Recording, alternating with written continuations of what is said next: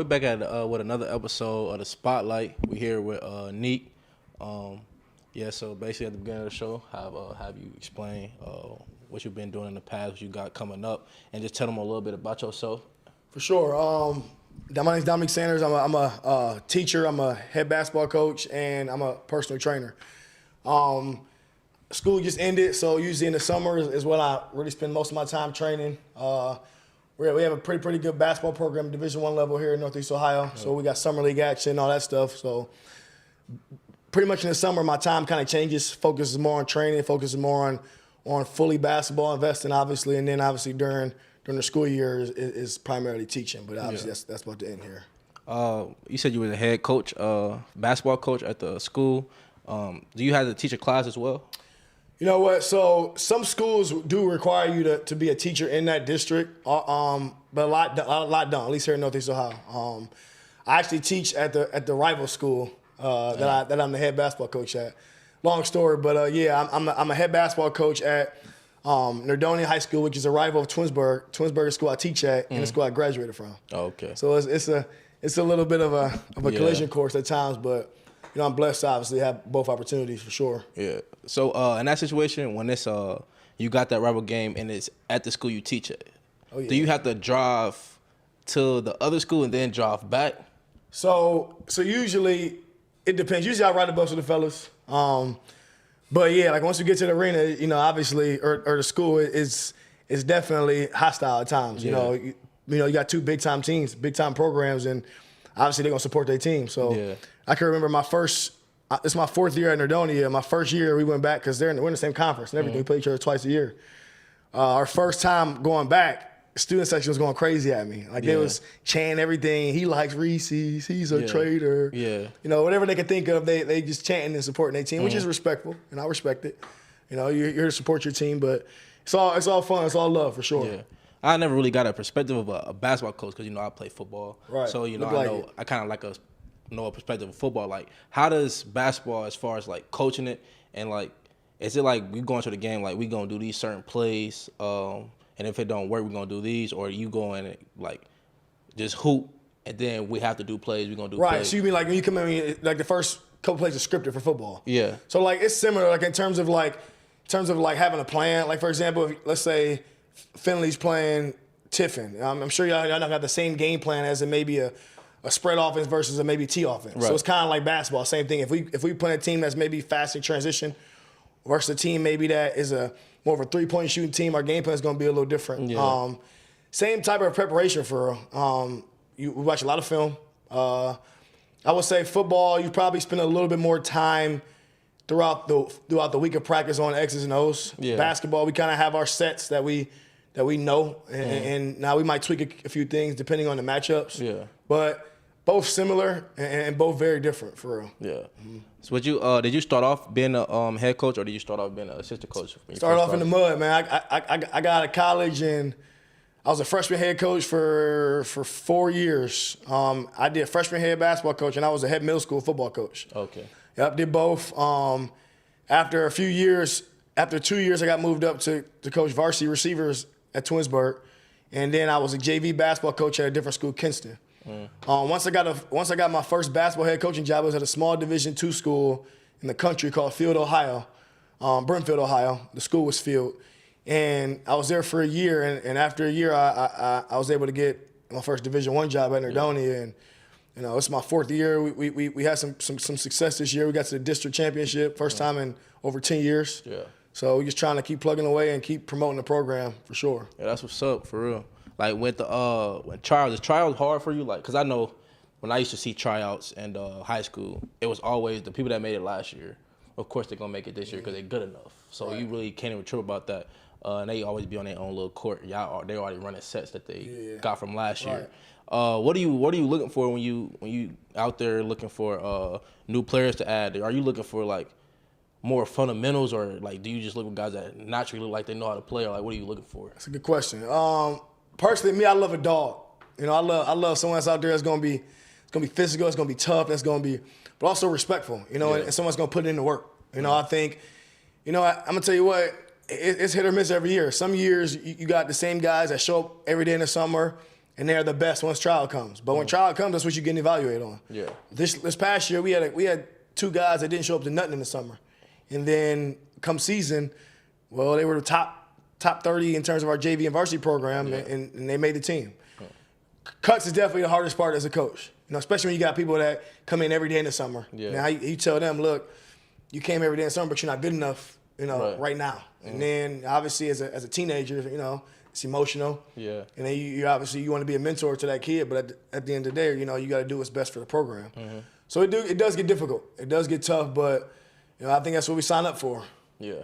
What would you say was the best? What's the best part about being a head varsity coach for basketball? Definitely, for sure, is the relationships that you gain. You've been around the guys, man. It's nothing like being around athletes. Nothing around being a bunch of guys that go-getters that want to accomplish the same goal. But also, I also say just being involved in the sport. The coaching. I'm blessed to have some great assistants, some legendary assistants that not only distribute knowledge to myself, but to the rest of the program, the players. And then you just see the growth, man. Every single day you see guys get better and better and better. And I think that's why we all keep coming back every year. Yeah. Would you ever see yourself going to college, coaching? No, that's a great question too. Obviously, maybe. I think that's a big if. I actually have gotten some not offers but suggestions, reaching out to maybe be an assistant at the next level. I think if the right situation happens, potentially down in the future. But I think right now, I want to help sustain excellence in the program that we have and continue to put us on the map. Yeah. So with the teaching part, is that hard to knowing that coaching is what you like to do? Is teaching you feel like you have to do it for coaching, or you actually like doing that as well? I love teaching. Because so it's funny. I teach at the elementary school in Twinsburg. Oh, okay. And I feel like I feel like it could be different if I was at the high school full time.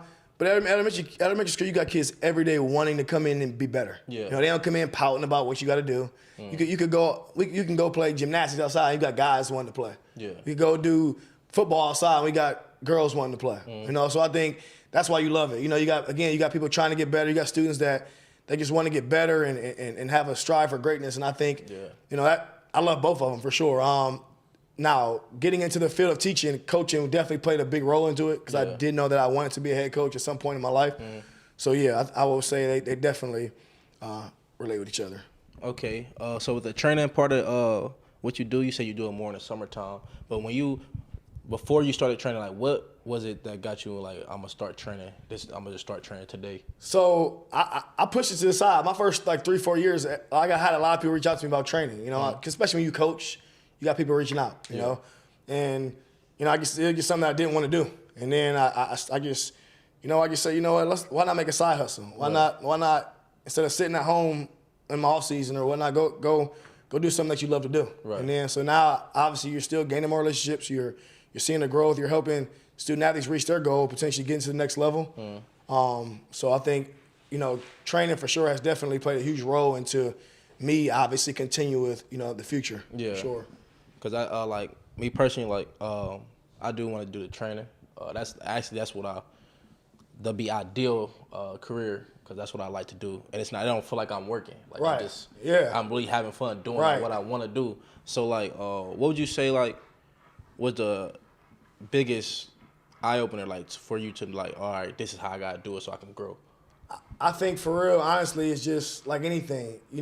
Any something new that you don't do, it's always something in the back of your head. I don't know if I want to do it. But I'm telling you, once you do it, looking at you, I can tell you got some swagger. Obviously, you definitely hold yourself well. I think you definitely know how to hold a conversation. To me, that's the biggest thing, just building those relationships. Because at the end of the day, when you're training and whether you're, having a interview with a client to potentially have them be your client, they want to see how they interact with you. That sometimes it ain't just I can get you here. I can get you here. It's am I gonna be comfortable with you getting me there? And I think that's huge. I think once you do it, man, it's fun. I tell you what, I don't look at the clock when I'm training. I could be at the gym 4 sessions in a row, not even knowing I'm there. I'm like, 4 hours. That's how you're doing something that you love. Yeah. For real.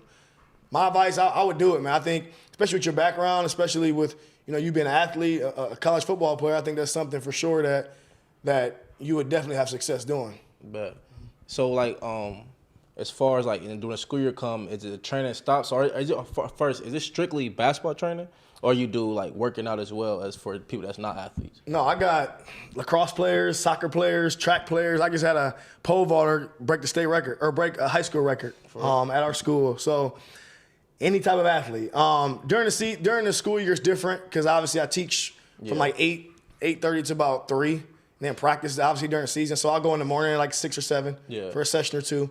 Then in the evenings I'll do a few times a week because you gotta have a little bit of balance. You don't want to, mental health is obviously very, very important. But at least a few days a week outside of work or teaching, I'm also training. So definitely getting probably at least 30, 40 sessions in a week of training clients as well as teaching and coaching. How's the I heard you say like the student section was going crazy for you when you played the rival team. So is the school you coach at, is the how would I say it, the culture there real good? Like, does everybody support the basketball team? Like, yes, I would tell you what, Nerdonia is definitely a football town. Denzel Ward graduated from Nerdonia. Okay. There's a couple other NFL, Trusnick, a couple other NFL players that have graduated from the school that I coach at. But it's the support is there, man. It's a community that's very well put together. I think the administration is great. The support is there for sure. And we're putting it back on the map as a basketball program as well. When I was in high school, Nerdonia was just as good as basketball as they are in football. They were. And even a little bit after. But again, I think to sustain excellence in a program, you got to keep putting the work in. We got to the district championship this year, but guess what? We don't want to go back to reaching sectionals as our goal next year. We want to keep sustaining what we're doing. And it's put in the work. Everybody out working each summer, trying to get better. So I think that's the most important for sure. Yeah, that's good. So like I said earlier when I was talking about as far as in the game, like with the sets and everything y'all got, or the game plan, like is there ever a time where you like a player's getting hot, or like the whole entire team hot, and you just like hoop? Oh yeah, that's the one. It's funny you say that because the one thing last year we as coaches talked about for our players, we wanted them to play more free. Because I felt like our first 3 years we was calling maybe too many sets and slowing the game down. Listen, they know how to hoop, they know how to play. Right. Let them be free. And we had a lot of success this year doing it. The guys had probably the most fun they've had, and I think that's the biggest thing too. Is as coaches, we get on our athletes. You guys know our coaches on y'all butt. But at the end of the day, y'all are putting the work in, and you guys are out there during the experience. So I think it's important to kind of put that two-way communication aspect to where, what do you see? What's something that you want to do, or that you guys feel that's benefiting the team, and then we collaborate on that. We'll come to an agreement. Because I think at the end of the day, you guys are young men. You guys are adults, and you got to make those decisions as well, not just the coaches. You got a lot of dunkers on your team. This year we got a couple. Last year we had a couple too. We had a 6'6" big who threw it down a lot. This year we got a 6'4" junior who can get up there. We also got a couple transfers that look like coming in that are very, very athletic. So I'm excited for this season and the future because guys are getting excited. That district championship run we had between middle school and high school, we had over 60 student athletes at open gym. Dang. And just because obviously they see the success and they want to be a part of it, so we just got to keep that train going. Yeah, that's not bad. Yep. Like, cause me personally, I like dunking. Like I like the players that could dunk, like John Morant's or like Westbrook's. Cause like hitting threes is cool, you know, especially when you hit a dagger. But you go in there, and you see somebody in there and like, I'm about to dunk on you. Yeah, like I like that attitude. Like I always like that attitude. Like we had a in the district semis we played Menor. Menor's one of the perennial powerhouses in Northeast Ohio. I mean, I think before this year, they reached a district championship in like 11 straight seasons. Dang. Yeah, I mean one of the biggest schools in the area. We had a play in the third quarter this year where flipped the whole script. We had a transition break, and we had an alley-oop in transition dunk, and the crowd went off, and it kind of like carried our momentum to the rest of the game. We ended up winning the game, and obviously we were the 3rd seed, they were the 5th seed, but we were still the underdogs because of their history. And that was a big time change for a big time transition of the game off the alley-oop dunk. So I feel you were saying it's becoming a 3-point game now, but it's nothing like going down the paint. Big old dunk. That is crazy. Yep. Like, okay, so when you a coach and you got different type of athletes, like different personalities you got to deal with. Like, how do you like decide how you're gonna coach this person different than the next person? because people take coaching differently. Right, and that's the hardest part to me as a coach. And I would say this year is one of the biggest challenges of having that. Some players, you can get on with. Yeah. You know who you can rock with. You know who you can kind of motivate a different way. Say something to them that you might not be able to say to somebody else. Some people you got to pull to the side and talk to. Right. And I think again that's the most challenging part. But I think that happens to relationships. Right. When you first meet a student athlete, I'll be honest with you, I'm not probably the most welcome guy when I first meet you as a student, as a player. Right. Because I just want you to understand, the task, what we're trying to accomplish. As we regain those relationships, I ease up and they get more comfortable, and that's just my philosophy. I don't know how a lot of coaches do different stuff, but that's just what I've always done. And I think that as a coach, you have to be able to adapt to those multiple personalities, because if not, you're gonna have some locker room problems. Right. How do you maintain your head, like if the game not going how you want to first half, and like going in the locker room, the guy's gonna be down. Like how do you, and you're down too because you're human, because you know how it can be. Like how do you get yourself together? Like, all right, I got to get these boys back in it. I got to get them back motivated. How they make a run. I think it depends on how we're down a half.